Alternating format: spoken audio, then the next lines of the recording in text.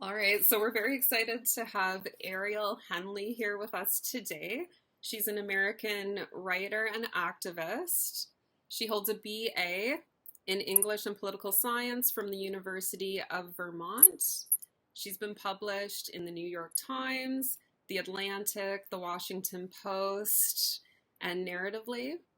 And we're going to be discussing your awesome new book, A Face for Picasso. So thank you so much for joining us today, Ariel. We're very excited to have you here.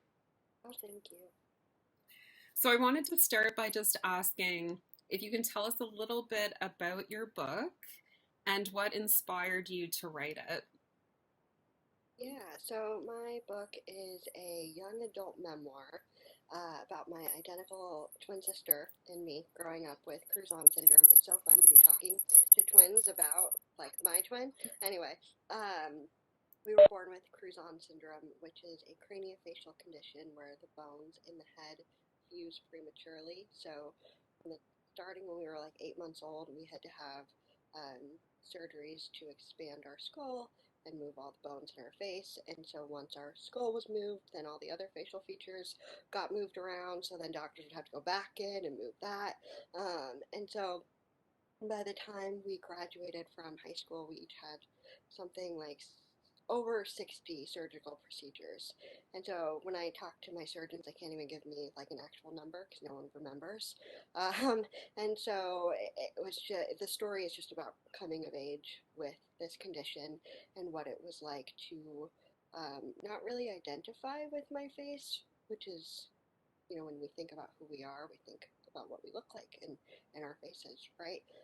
But to have a face that was changing a lot and to have an identical twin who no longer looked like me, to wake up from surgery and not like recognize myself or my sister was very traumatic and confusing. And I didn't have the language to process it. And so starting when I was in the seventh grade, I decided that telling my story was something I was going to do. And so for years and years, I kept notes and notebooks and would write on receipts and everything. When I was traveling, I have old cell phones that I kept because there were just notes in the phone about things I wanted to include in the book one day. Um, and so I was really drawn to the idea of writing a book because it was my way of kind of forcing myself to show up for life when things felt hopeless. And so it was like when I didn't want to participate in something or I didn't want to be seen or go somewhere, I was like, nope, it'll just be one more story for the book. Uh, so the last couple of years, I really got serious about it because it's just something I've always felt called to do. Does that answer your question? Yeah, awesome. And Okay, get I going. wanted to touch just a little bit. Sorry, I think there's like a little tiny bit of fuzziness on our end here, but I just wanted to have you touch a little bit on what inspired the title of the book for those. Well, many people haven't read it yet. It's coming out November 2nd. We're so excited. But yeah, if you want to touch on that just a little bit, what inspired the title? Yes. I always leave this part out because I've like read through my own book so many times and I've talked about it so many times like, oh, everyone knows. And it's like, no, they don't. So so when my twin sister and I were younger, we got interviewed by journalists from the French edition of Marie Claire. And in the article, they compared our faces to works of Picasso. And I didn't know at the time that that's what they were writing. I just thought it was really cool that I was being interviewed by these fancy journalists and they were taking pictures and asking questions. And I knew I was different, but I felt really special. And then fast forward a few years later, when I was in seventh grade, I found the article and actually got to read it. And it was after a summer of really traumatic surgeries that again changed what I looked like. And so I was in a really rough place because, being 12, 13 is hard enough already without your face being rearranged. And then to find that article was just like kind of life altering for me because it really changed how I viewed myself and sort of interpreted all the memories I'd had up until that point. Things like thinking, hey, there are journalists coming to interview you because you're unique and different and special, and that's a good thing. And now all of those things that felt like they could be positive felt inherently negative. And so from that point on, I just kept going back to that reference, and I know that like rumination and kind of dwelling on things in a sense is a symptom of PTSD, which I didn't know at the time. But growing up, having different experiences, I kept going back to that one comparison, and so it's really the title is really trying to speak to um, the importance of reclaiming our narrative. And so for me, that was this comparison to a Picasso painting. Excellent. Thank you, Ariel. Another question that we have here for you is, what did you learn while writing your book? And is there anything that surprised you as you wrote this memoir? Yeah, I think one of the really surprising things about writing this was how much it allowed me to reconnect with people that I hadn't talked to in a long time, people I had had falling outs with or just grew apart from, were suddenly in my life again because I like reached out and was like, hey, it's been a while. But I don't know, having to kind of dive into my own life and pick apart my actions, even when I wasn't proud of them, um, made me really want to reconnect with people and just say, hey, I'm sorry that I wasn't the kind of friend that you deserved at that time. And so to rebuild some of those bridges. And there were times when, you know, people were terrible to me and I didn't deserve it. And they reached out to me as well. And so to hear from people that I hadn't in a long time that were reading things that I wrote and knowing I was working on a book, was really special. And it felt like a big part of the healing process. um, Another thing that I kind of learned was I learned a lot about my family. And growing up, my mom always had her brave face on. She never complained about anything. It was just like, nope, we got to do it. We got to get it done. And my family's not perfect. We all made mistakes. But just kind of realizing that everyone did the best that they could at the time with the tools and the resources and the knowledge that they had. Um, and really trying to use my adult brain because I tapped into, my 12-year-old and 13 whatever year old self as I was writing, but to really try to use my adult brain to um, understand and forgive both myself and the people around me. That was that was cool. Thank you so much. And I'm just going to jump down to a question that I had about advocates and allies, because you talked about that a little bit about reconnecting with people in your life, and then you just touched a little bit about your mom, and she stood out to me as I was reading your memoir. But if you want to speak to some of those advocates and allies and co-conspirators that you've had throughout your journey who have been there to support you, we'd love to hear a little bit about some of those people who really have stood out in your life. Yeah, absolutely. Definitely my family. Um, my parents, my mom is like a fighter. Nothing will stand in her way. I really respect that about her. You tell that woman no, and it's like, no, that's a challenge, not an answer. Yeah. And I think that's something that people in the disability community or anybody with any kind of illness or even just parents in general, it's like you do not stand between a mama and her babies. And I would not be here if it weren't for her dedication to my sister and I. Also, my siblings kept us normal. My brother was kind of like typical older brother, he was, I don't know, he was fun. Like looking back, he would torment us and pick on us, but he kept us normal. Like it wasn't like, oh, these fragile little girls. It was like, I don't know how to explain it. It was just there's so much of how do I want to say this, being treated like a child when you are different or when you have a disability. Like even now at 30, I have people talk to me like I'm like 10 years old. Like just a couple of years ago, it was like, oh, are you going to dress up for Halloween? Are you going to go trick or treating? And I'm like, I'm almost 30. Excuse me, I'm going to be in bed by 10:30. Uh, like, leave me alone.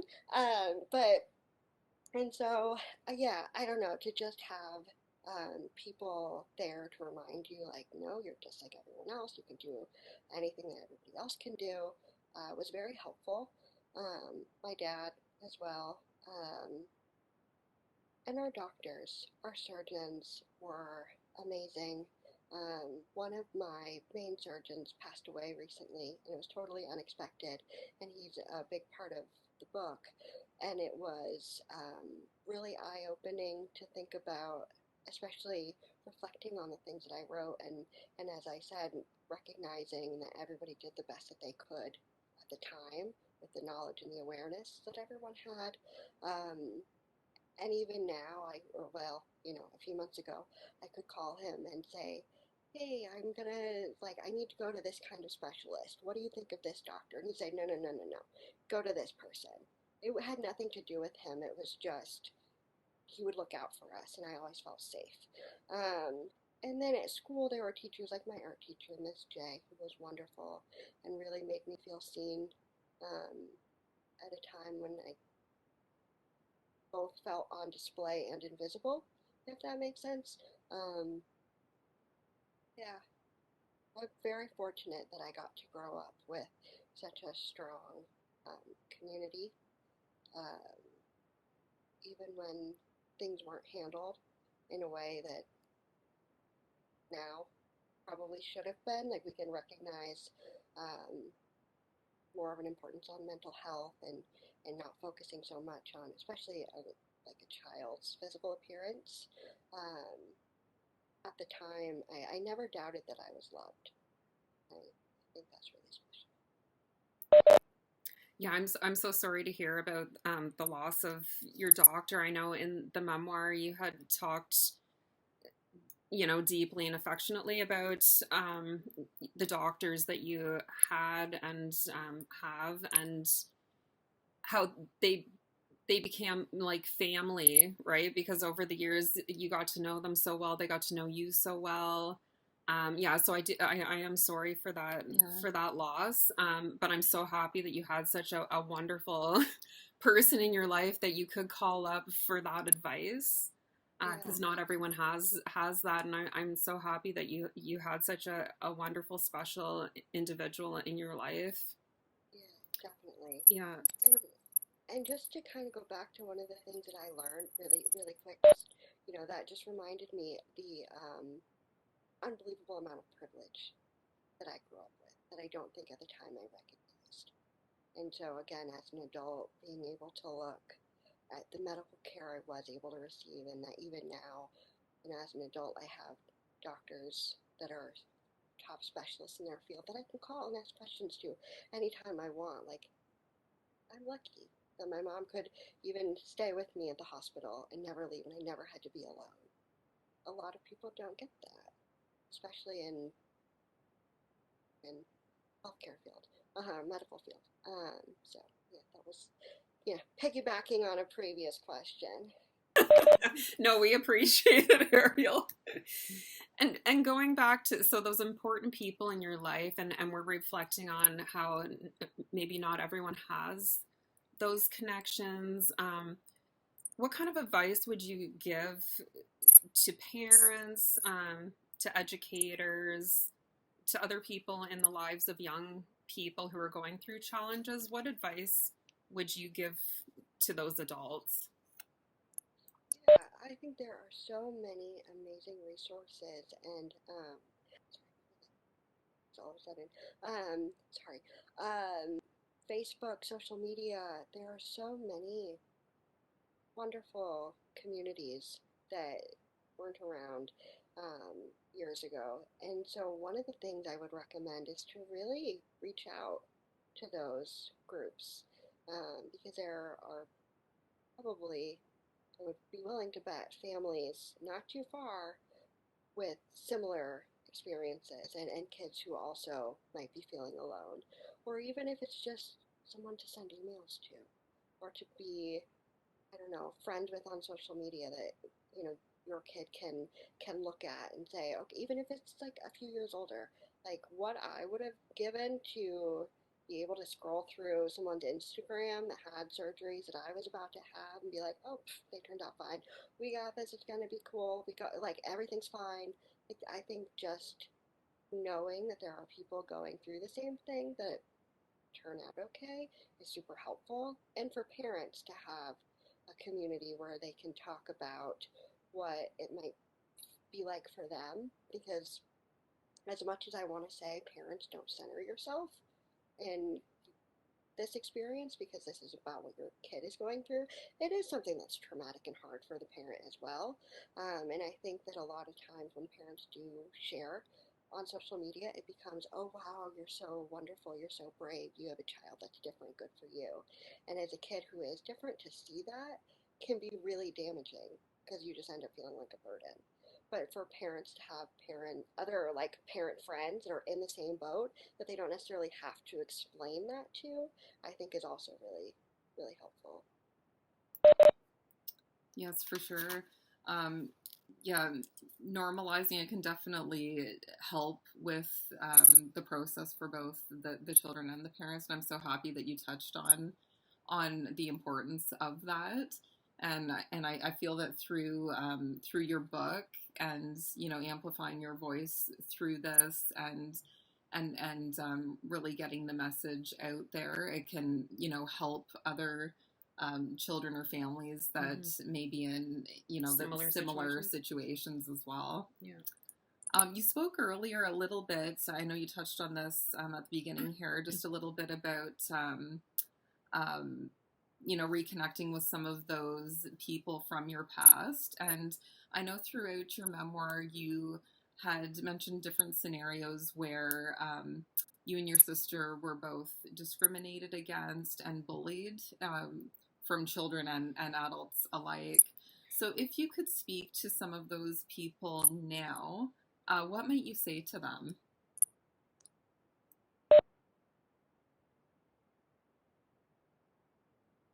Something like, I think that, oh, can you hear me? Okay. Um, yeah, I think I would just want to say, I hope they learn. They've learned something. I hope they don't treat other people that way. Um, I am a firm believer that it is not my job to educate other people unless I am. Obviously, I wrote a book and I want to do that, right? But I think it's really important for people to do the work themselves and to want to learn and to want to show up and want to do better. We all have things to learn, right? Like that's understandable. We're sometimes going to be accidentally offensive. That's just the reality of life. But it is our job to be better people and to be constantly open to learning and open to feedback. I I don't know. I don't know what I would say because there's also that part of me that's like, I wouldn't say anything. Bye, not worth my time. Read my book. You know, you know. But that's just the petty side of me. Yeah, I don't know. I don't know. The whole answer planned out too. And then, but when I really think about, like, I think about what would I say to, and I'm blanking on what I changed the names to in my books. I don't want to say, but the teacher that I had in middle school who was very offensive and problematic. Um, what would I say to him? Absolutely nothing. I would just want to, here's my book. Thank you so much. Have a great day. Please read it and learn from it. And maybe it's best not to have an answer for the people. Again, it isn't your job to be burdened with educating people. People should take it upon themselves to educate themselves, and certain individuals, I know in the book who you're referring to. Some people, it may seem almost hopeless, and you're hoping that, okay, please read this and let's hope it gets through. And I'm really hoping that person's no longer an educator. And if they are, oh my goodness, I would hope that, some that steps they could would learn be and taken. learn and do better. you know. Learn to do better. Like we say with Chapters for Change, read to learn and learn to change. We're hoping that is what will happen. Yeah, he's a principal now. I looked him up. Oh. Yeah, he's a principal now at a different school, pretty far from me. And I'm not gonna lie, there is that part of me that is so tempted to send an email and just be like, "Hi, I don't know if you remember me, but I wrote a book, and do you want to use it in your school? Like, might be helpful for you." Um, so yeah, I don't know. I'm very much at this place in my life where it's like the shame is not mine to carry No. anymore. Like as a 12-year-old, as any age, it doesn't even matter what age, the way that I was treated, especially by that teacher, was not okay. No. And it, but yeah, I'm no longer taking responsibility for other people's actions. Yeah, it was more than not okay. And I did a lot of, what the heck? What? Yeah, a lot of, and then I wanted to ask you, but I was like, I don't know if she even knows if this person is still working. And to hear that they're a principal, I'm really hoping that if they haven't educated themselves, um, if you're out there, please read the book and take action to educate yourself so that you can be a good role model for the students in your school who deserve better than what Ariel went through. That's all I have to say. Yeah, I called my dad because I found person's Twitter feed, and like in the bio, I sound like I'm like stalking him. I was just doing research for the book, I swear. Um, but it said how he was like dedicated to diversity and amplifying marginalized voices, and I was like, so I like called my dad, and he was like cackling. So we had a good laugh about it. I don't know, people can change. People can change. So hopefully he Yeah. for everyone's sake. Yes. Yeah. Exactly. One other question that I'd like to refer to, because I noticed a couple of seconds ago there you referred to your 12-year-old self. So, what is something that you would say to your 12-year-old self now, if you could? I would tell her that the way people were treating her was not her fault.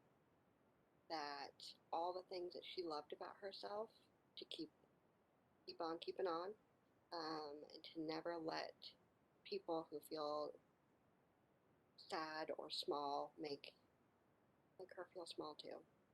That it was going to get better, and that there's just basically beauty in being yourself. Oh, that's beautiful. Yeah. Yes, that's wonderful. And as being a twin, I just want to reflect on that about being yourself. That leads perfectly into this question about finding yourself, and we can totally relate. Being an identical twin who do have differences, but yes, there are comparisons throughout the years, right? And trying to find out who you are as an individual. You had touched on that in chapter 29 in your book. Can you explain a little bit about um, how it was important for you and Zan to develop your own sense of identity, and how, as a twin, your identity can be kind of intertwined with that other person? Yeah, absolutely. So I think especially given all of our experiences and the fact that everything that I went through, she went through as well. So not only did I experience all of the physical pain and trauma associated with the operations, but I watched her experience it too, and she watched me. So we were very trauma bonded. In addition to having such a deep twin bond, um, to the point where even when I was reflecting on things that happened, there were times when it was like her memories were mine and mine were her. Like I couldn't even remember like whose memories were who and what happened, whose and what happened to which of us. And that's why like journals and stuff were helpful, because there were times when I would completely like dissociate, right? And what I would remember was everything that she went through. And I felt her pain and her experience so deeply that it hurt me to have her in pain. And it got to the point where we would, even if we were just driving, if we were on the freeway and driving past the hospital, I would have an emotional reaction. Like I would feel it, and I'd get quiet. And everything around both of us was a reminder of everything that we had been through. And so our identities were very much linked to each other's, but also just to the experiences themselves. And so working through PTSD and realizing I had no idea who I was outside of everything that we had been through. And so realizing that, as long as we were together and just in the same place, nothing was going to change unless we changed something. And it was really hard because I didn't know how to be without her. And I don't know, yeah, I can't really speak to what it's like to be a twin and not be completely trauma bonded. I think, there's still that really deep bond, absolutely. But it was just, I felt like we owed it to ourselves. If we really wanted to experience everything that life had to offer and have these life experiences that we wanted, um, we couldn't do that if we were together because again it was just this reminder of everything that we had been through. And so it was almost like we would um, revert back to how we were after surgery or recovering. And so we were able to lean on each other a lot, which is great. But when you need to branch out and learn how to connect with other people and hold yourself accountable, having this other person constantly there, almost enabling you in some way. I don't know if I'm explaining this well, but yeah, I don't know. It was just sort of the kind of thing where, as much as we loved each other and loved being around each other and doing everything together, she very much felt like, this other half of me. It was almost like, I don't know. Obviously, I'm not a parent. I have a dog who's like my baby, but that doesn't count. I know. Everyone makes fun of those people, but I wasn't. Whatever.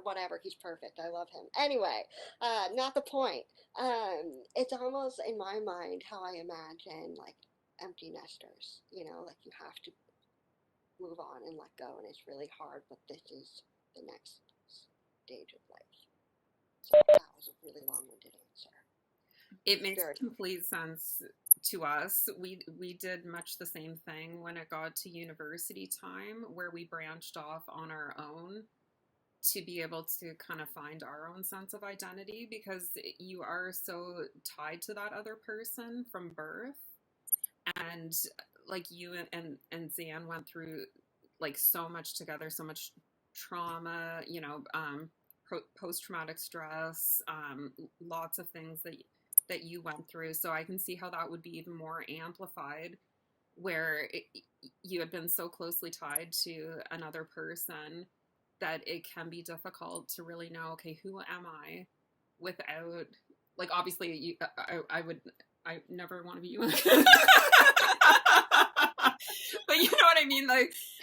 Who am I as my own person, right? So developing a sense of identity. I just wanted to pull out I wrote down a few quotes that really, as a twin, spoke to me. So I just want to, maybe we can reflect on these together, some of these quotes that really hit home for me.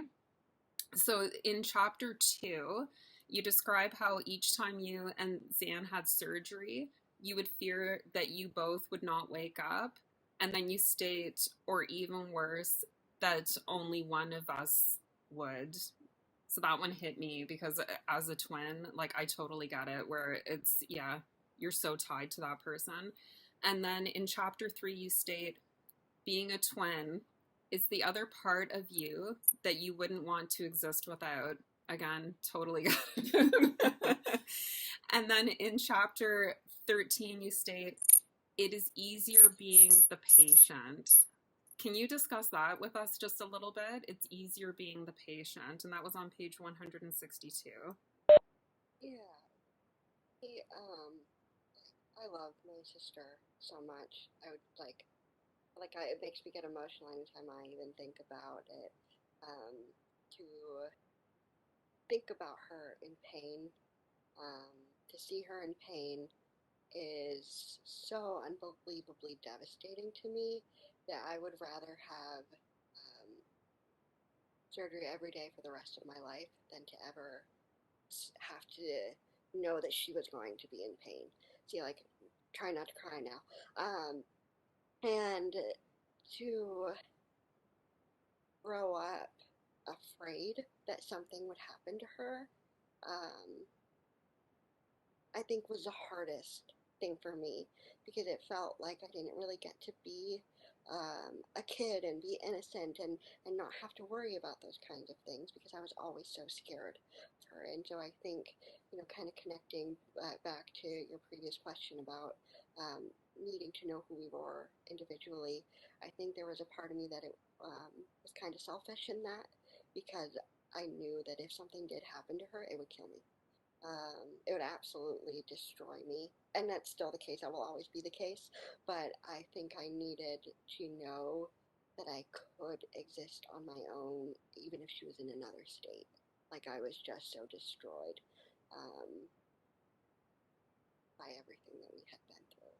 And so, yeah, I just, there are people that I've talked to who are twins with Cruzon syndrome, but only one of them has it.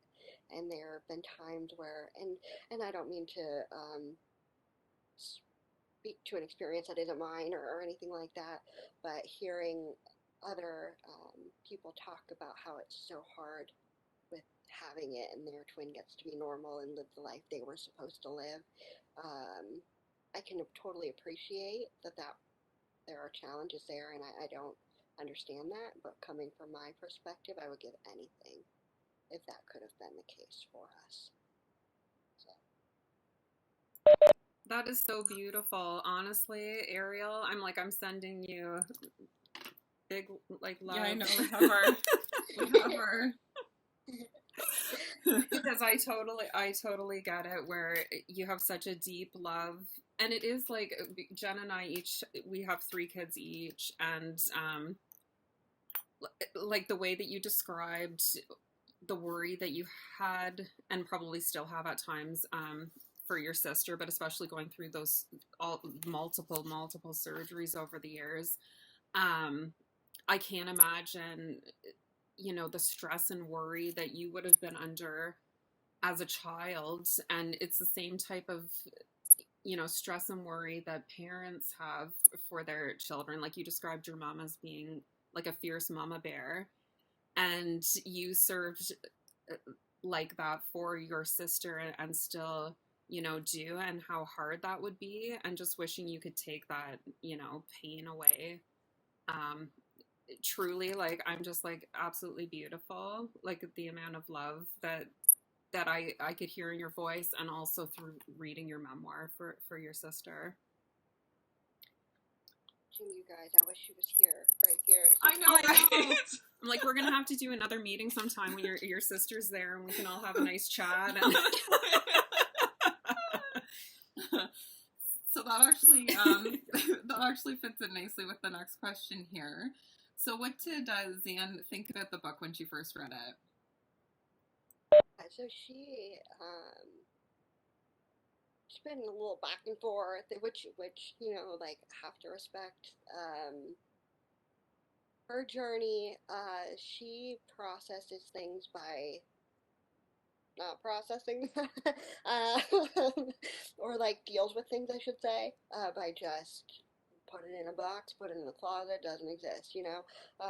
Whereas I'm like, we're gonna write it out. Let's talk about all of our feelings, have emotional chat. She's like, this is depressing. I'm done with this. What is wrong with you?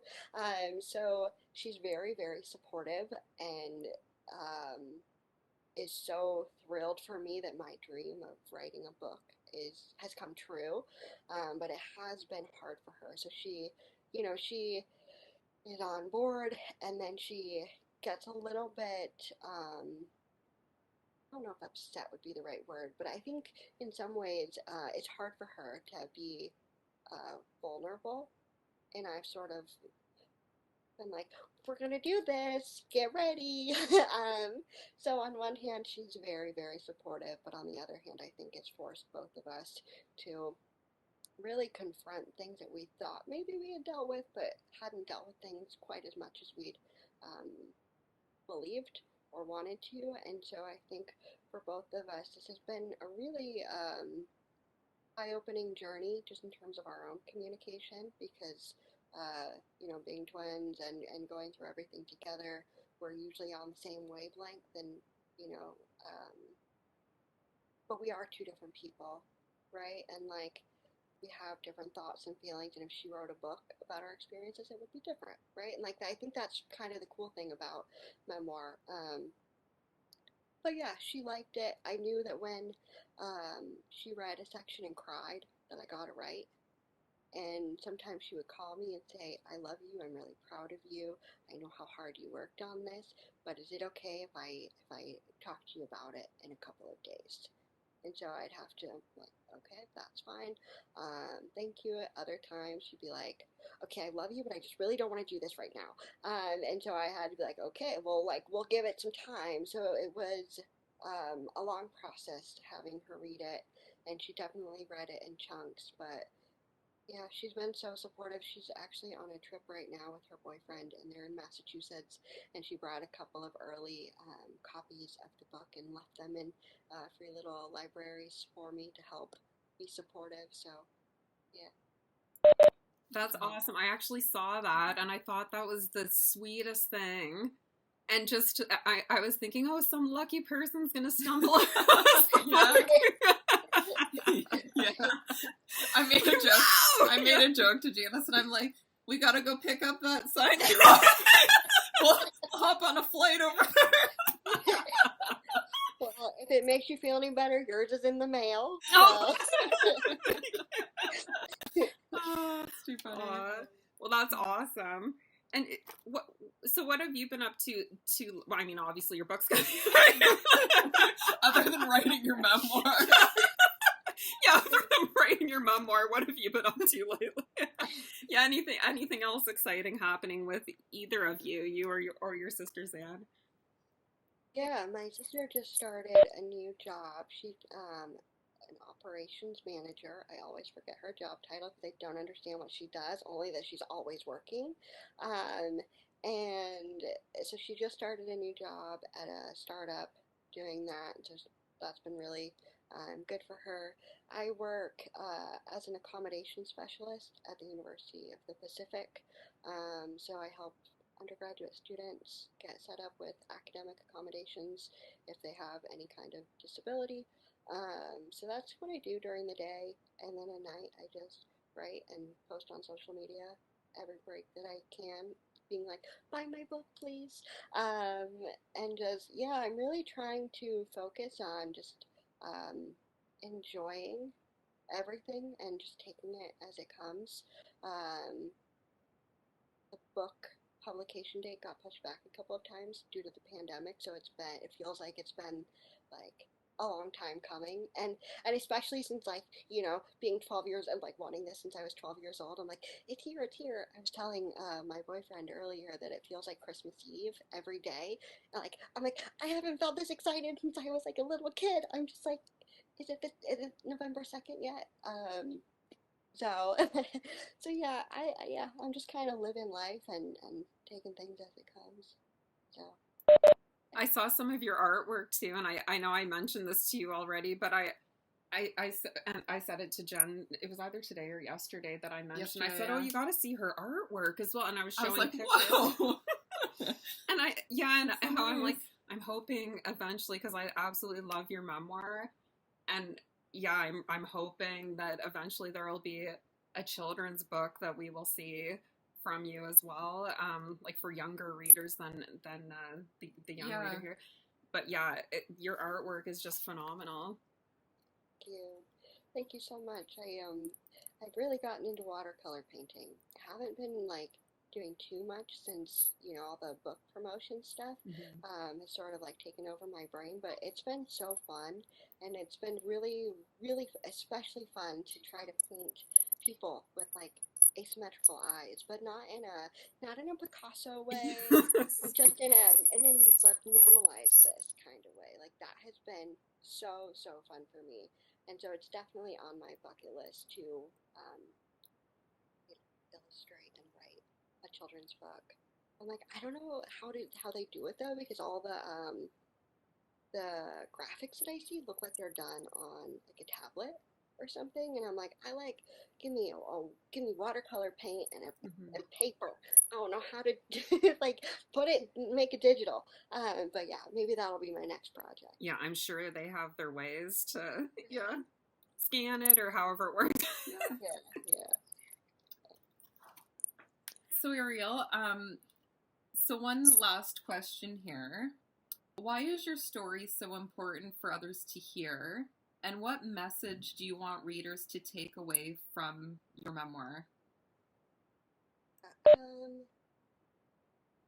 I think the messages in this book apply to people whether they grow up with a craniofacial condition, a facial difference, a disability, or not. Like, I think the beauty standards that um, people are subjected to are really harmful, and we are taught that we have to conform to this certain um, standard of beauty, and it's this really narrow, unattainable standard that honestly just it moves. It just is constantly changing, and no one can ever live up to it. And it's like the people that do measure up are put on. They have so much pressure on them, and then people that don't measure up just feel like there's something wrong with us. And so I don't know, I want people to recognize that there is so much more to all of us than what we look like. Um, that's the least interesting part about me, in my opinion. Um, and so to be able to be an adult and to be like, yeah, I'm a person, these are all these things about me, I don't identify with my face, like, well, it's a face, whatever. I like to tell people there's no wrong way to have a face, right? If you have a face, cool. You're alive, you're living, awesome, great. You're doing a great job. Just be you. Life is hard. Life is hard enough as it is. I don't know why we make it harder for each other by being terrible to each other based on what we look like. And in addition, we have all the other issues that kind of go along with it, like Western standards of beauty, racist, like uh, ableist, fat phobic, all of these issues that really get to the heart of issues in country, like, a lot of countries, actually the world. And so, yeah, I don't know. I just really want people to read it and recognize the impact of how we treat each other, and that it's a beautiful thing to be different, to accept yourself and other people exactly as they are. Um, I know what it is like to grow up never seeing faces like my own, and so I really want little kids and even teenagers and adults with Cruzon syndrome or another facial difference to read this book and to feel seen and validated. Um, and so writing this was really, kind of my way of processing everything, but also trying to reach out to those people and be like, I see you, I hear you, what you went through is not your fault. And to also have,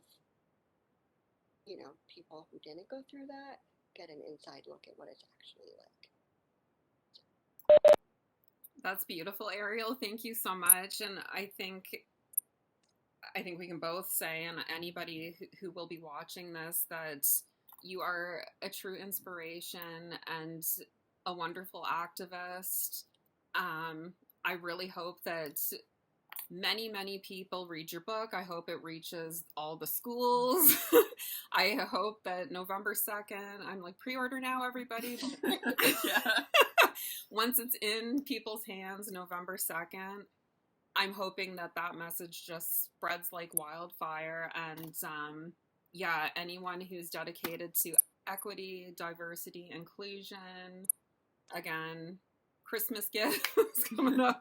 I just really hope that, we see this in school libraries. I'm going to be donating a copy to my kids' school. And yeah, just thank you so much for writing this. I think it's such an important book. And like you said, the more people who read this will become educated, and hopefully views will change, and everybody is beautiful, for the unique individuals that we all are. And thank you so much for sending that message. We really, really appreciate and love you for it. Thank you so much. I really appreciate you both reading it and for all of your kind words and support. It means so much to me. To grow up feeling like to go through all of this, but no one cared, and so to write this and to share it and to have people receive it, to want to learn from it, it means everything to me. So thank you. Well, thank you so much, Ariel. Yes, thank you so much, Ariel. If you don't want to miss any of our upcoming videos, make sure that you hit the subscribe button below as well as the notifications. And you can also visit our website, chaptersforchange.com, for educational resources and to see what we're up to. See you soon.